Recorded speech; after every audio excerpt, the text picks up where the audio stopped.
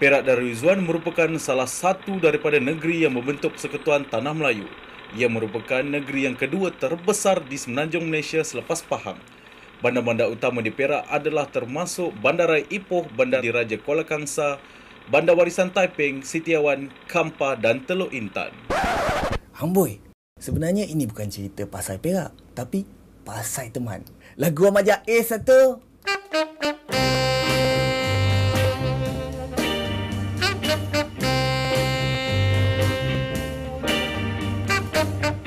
Jangan cik adiklah sayang, rindukan bulan. Bulanlah tinggi cik adik, jauh di awan. Ipoh dengan teman memang tak jauh beza. Boleh kata teman dengan Ipoh ni ibarat butang dengan baju, saling memerlukan. Ipoh, ini pekan orang handsome. Macam teman. Walaupun ramai orang yang berhijrah dari Ipoh ni, tapi Ipoh tetap di hati teman. Bukan teman takut nak bersaing, tapi teman takut Ipoh jadi lain. Bak kata pepatah orang Melayu, hujan batu di negeri orang, hujan emas di negeri sendiri. Di Ipoh ni, teman rasa bebas macam burung-burung merpati ni.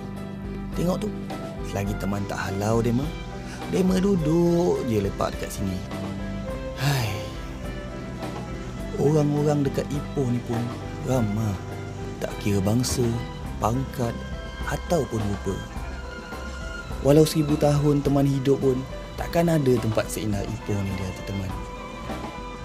Makanan, sejauh mana kaki teman melangkah pun takkan sama makanan yang ada dekat Ipoh ni. Yelah, teman membesar dengan makanan-makanan dekat sini. Ibarat susu ibu, manakan dapat digantikan dengan susu lembu. Ipoh ni ada banyak kenangan di sebalik kemajuan yang dikecapi. Macam lagu-lagu Ahmad Jais yang masih lagi dimainkan di radio. Sama jugalah dengan bangunan-bangunan lama yang masih berdiri tegap menuju arus kemodenan dunia. Dan teman hidup di dalam kemajuan yang Ipoh kecapi di sebalik memori. Ipoh, memori, keindahan dan kehansaman teman. Sip-sip mah. Berbunga alun suara, terdengar merdu hanya dendangan.